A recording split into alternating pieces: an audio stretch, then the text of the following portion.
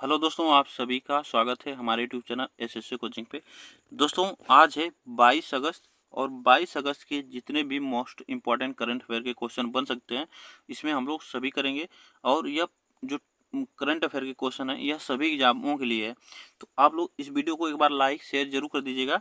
तो चलिए हम लोग स्टार्ट करते हैं और चैनल को सब्सक्राइब भी कर लीजिएगा। चलिए स्टार्ट करते हैं आज का पहला प्रश्न। तो आज का पहला प्रश्न है आईसीसी महिला टी20 विश्व कप 2024 को बांग्लादेश से संयुक्त अरब अमीरात में क्यों स्थानांतरित किया गया है। तो याद रखिएगा, यह स्थानांतरित किया गया है बांग्लादेश में राजनीतिक अस्थिरता के कारण। ठीक ना। तो बांग्लादेश में जो आप लोग देख रहे हैं कि अस्थिरता है, इसी के कारण इसे ट्रांसफर कर दिया गया है संयुक्त अरब अमीरात में। ठीक ना। चलिए आगे चलते हैं। इसमें देखिए, यह जो टूर्नामेंट है, यह महिला आईसीसी जो होने वाला विश्व कप, यह 2024 और यह कब आयोजित होगा। तो यह 3 अक्टूबर से 20 अक्टूबर 2024 तक दुबई और शारजाह में होगा। और एक पॉइंट यहाँ से बन सकता है क्वेश्चन कि आईसीसी के हॉल ऑफ फेम में शामिल होने वाली पहली भारतीय महिला क्रिकेटर कौन है। तो डायना एडुल्जी बनी है, डायना एडुल्जी। ये भी आप याद रखिएगा। अगर यहाँ पे पूछा जाए कि आईसीसी का मुख्यालय कहाँ है, तो यह दुबई में है। कहाँ पे? दुबई में है। ये भी आप याद रखिएगा, आईसीसी का मुख्यालय दुबई में है। नेक्स्ट क्वेश्चन है, चिकित्सा पेशेवरों की सुरक्षा सुनिश्चित करने के लिए सुप्रीम कोर्ट ने 20 अगस्त 2024 को क्या स्थापित किया है। तो सुप्रीम कोर्ट ने 20 अगस्त 2024 को स्थापित किया है एक राष्ट्रीय स्टाफ फोर्स, जो कि डॉक्टरों की सुरक्षा के लिए यह स्थापित किया गया है। यह सुप्रीम कोर्ट ने स्थापित किया, ठीक ना। तो ये भी अब आपको याद रखना है। देखिए, यहाँ पे जो भारत के सर्वोच्च न्यायालय ने चिकित्सा पेशेवरों विशेष महिलाओं की सुरक्षा सुनिश्चित करने के लिए एक राष्ट्रीय स्टाफ फोर्स का गठन किया गया है। और यह फैसला कोलकाता के आरजी कर हॉस्पिटल में एक डॉक्टर से रेप और हत्या के बाद आया है। ये भी आप याद रखिएगा, ठीक ना। नेक्स्ट क्वेश्चन है, पेरिस पैरा ओलंपिक 2024 के लिए भारतीय दल के सेफ डी मिशन के रूप में किसे नामित किया गया है। तो किसे नामित किया गया है, तो यह सत्य प्रकाश सांगवान को नामित किया गया सेफ डी मिशन के रूप में। ठीक। तो इसके आगे हम लोग जानते हैं, देखिए, भारत की पैरा ओलंपिक समिति ने उपाध्यक्ष जो है सत्य प्रकाश सांगवान को पैरा ओलंपिक जाने के लिए भारतीय दल के सेफ डी मिशन के रूप में नामित किया गया है। अब भारतीय आगामी पैरालंपिक के लिए अपना सबसे बड़ा दल भेज रहा है, और जिसमें 84 पैरा एथलीट पेरिस में भाग लेंगे। और इसमें कितने खेलों में स्पर्धा होगी, कितने खेल खेलेंगे, तो 12 खेल खेलेंगे। 12 खेलों में यह प्रतिस्पर्धा करेंगे। ठीक। चलिए आगे चलते हैं। हाल ही में किस देश ने अनिवार्य सैन्य सेवा पुनः लागू की है। बताइए, हाल ही में किस देश ने सैन्य सेवा पुनः लागू की है। यह क्रोएशिया ने की है। किसने की है? क्रोएशिया ने की है। ठीक। तो इसके आगे हम लोग जानते हैं, देखिए, क्रोएशिया जो है 1 जनवरी 2025 से 2 महीने की अनिवार्य सैन्य सैन्य सेवा शुरू करेगा। यहाँ पे सैन्य सेवा शुरू करेगा। तो आप याद रखिएगा, 1 जनवरी 2025 से। यूक्रेन के खिलाफ रूसी आक्रमण के बाद यूरोप में बड़ा तनाव के बीच यह कदम उठाया गया है। और यह निर्णय सैन्य सेवा की वापसी का प्रतीक है, जिसे 2008 में निलंबित किया गया था। ठीक ना, इसे 2008 में निलंबित कर दिया गया था। अब यह फिर से इसे अनिवार्य बनाया गया है। आगे चलते हैं। आगामी महिला टी20 विश्व कप का आयोजन बांग्लादेश की जगह अब किस देश में किया जाएगा। यह किया जाएगा यूएई में। ठीक ना, यूएई में किया जाएगा। ये भी आप याद रखिएगा। चलिए यहाँ पे हम लोग देखें, यहाँ पे पॉइंट जो है, तो यह दुबई और शारजाह में किया जाएगा। इसमें जो शुरुआती मुकाबला होगा इंग्लैंड दक्षिण अफ्रीका से होगा। पहला जो मुकाबला होगा वह पहले इंग्लैंड और दक्षिण अफ्रीका से होगा। ये भी आप याद रखिएगा। चलिए आगे चलते हैं। कौन सा देश पहले ई स्पोर्ट ओलंपिक खेलों की मेजबानी करेगा। ई स्पोर्ट ओलंपिक खेलों की मेजबानी करेगा। तो कौन सा देश करेगा। तो यह सऊदी अरब करेगा। कौन सा करेगा? सऊदी अरब करेगा, जो कि यह पहला ही है। पहले यहाँ पे होगा, पहला ई स्पोर्ट ओलंपिक खेलों की मेजबानी करेगा। और यह पहला ई स्पोर्ट जो ओलंपिक होने वाला है सऊदी अरब में होने वाला है। आगे चलते हैं। हाल ही में दुनिया के सबसे बुजुर्ग व्यक्ति मारिया ब्रांच का निधन हो गया, उनकी उम्र क्या थी? तो उनकी उम्र पूछा जाएगा तो उनकी उम्र है 117 वर्ष, 117 वर्ष, ठीक ना। उनकी उम्र 117 वर्ष है। आगे चलते हैं। भारतीय नौसेना ने हाल ही में इंजीनियरिंग उपकरणों के लिए किसके साथ समझौता किया है? तो देखिए, भारतीय नौसेना ने इंजीनियरिंग उपकरणों के लिए किसके साथ समझौता किया है? तो याद रखिएगा, BEML लिमिटेड के साथ, BEML लिमिटेड के साथ यह समझौता किया है। ठीक, तो थोड़ा सा जानते हैं इसके बारे में। देखिए, यह पहल जो है महत्वपूर्ण समुद्री इंजीनियरिंग उपकरणों और प्रणालियों के सिस्टम जो है स्वदेशी डिजाइन और प्रशिक्षण और उत्पाद के लिए द्विपक्षीय सहयोग के लिए किया है। तो ये भी आप याद रखिएगा, यह समुद्री इंजीनियरिंग उपकरणों के लिए किया गया है। हाल ही में global finance central bank report card में A+ रेटिंग किस भारतीय को मिला है? A+ रेटिंग किस भारतीय को मिला है, ये भी आपको बताना है। तो यह मिला है शक्तिकांत दास को।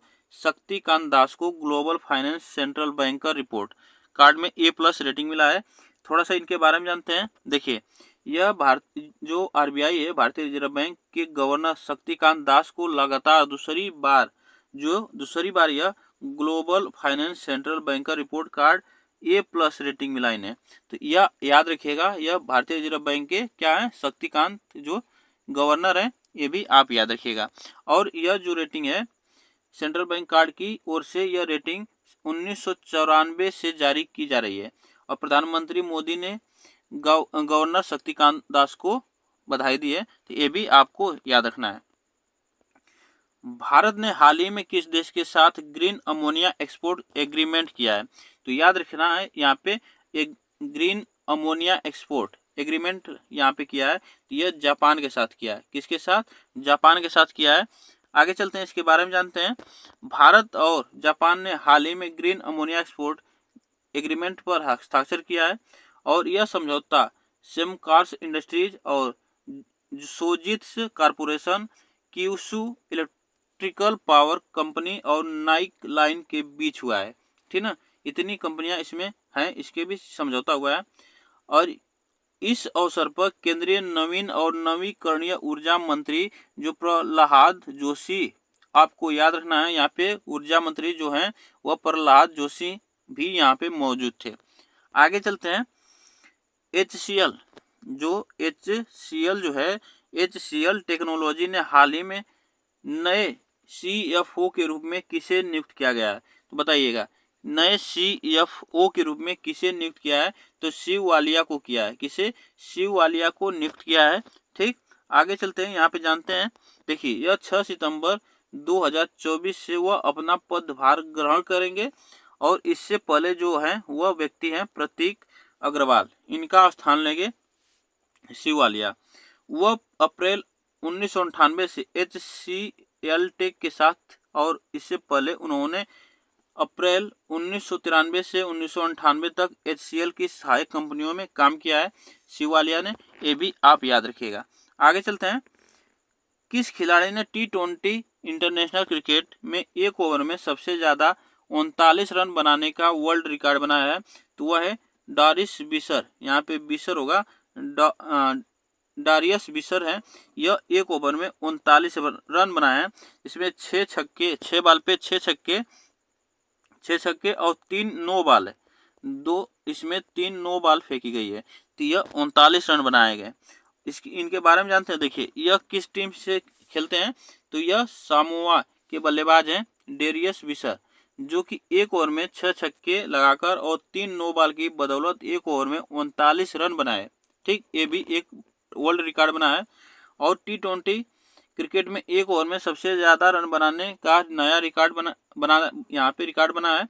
T20 वर्ल्ड कप जो है चल रहा है, यहाँ पे T20 वर्ल्ड कप क्वालिफायर में सामोआ के बल्लेबाज और वानुआतु के बीच हुए मैच के दौरान यह रिकॉर्ड बना है। तो यह पूछा जा सकता है कि किस देश के खिलाफ यह वर्ल्ड रिकॉर्ड बना है? तो वानुआतु के बीच यह वर्ल्ड रिकॉर्ड बना है। ठीक ना, आगे चलते हैं। कौन सी कंपनी ने मंकी पॉक्स वैक्सीन बनाने का ऐलान किया है? मंकी पॉक्स बनाने का ऐलान किया है, तो आपको बताना है किस कंपनी ने? तो यह सीरम इंस्टीट्यूट ने यह ऐलान किया है कि जो मंकी पॉक्स की वैक्सीन है इसे बनाने का ऐलान किया है। इसके बारे में हम लोग जान लेते हैं। तो देखिए, कोरोना वैक्सीन कोविशील्ड बनाने वाली कंपनी जो है सीरम इंस्टीट्यूट ने मंकी पॉक्स वैक्सीन बनाने का ऐलान किया है। तो ये देखिए, इससे पहले जो कोविशील्ड जो बनाई थी वैक्सीन वह सीरम इंस्टीट्यूट ने ही बनाई थी। और इस कंपनी के जो सीईओ हैं आदार पूनावाला हैं। कौन है? आदार पूनावाला। ठीक, ये भी आप याद रखिएगा। केंद्र सरकार ने 19 अगस्त को एमपॉक्स के बढ़ते मामलों के बीच देश के सभी पोर्ट जो होंगे, सभी पोर्ट और एयरपोर्ट के साथ पाकिस्तान और बांग्लादेश के बॉर्डर को अलर्ट जारी किया गया है। ये भी आपको याद रखना है। आगे चलते हैं। पाकिस्तान के किस पूर्व प्रधानमंत्री ने ब्रिटेन की ऑक्सफोर्ड यूनिवर्सिटी का चांसलर बनने के लिए आवेदन किया है?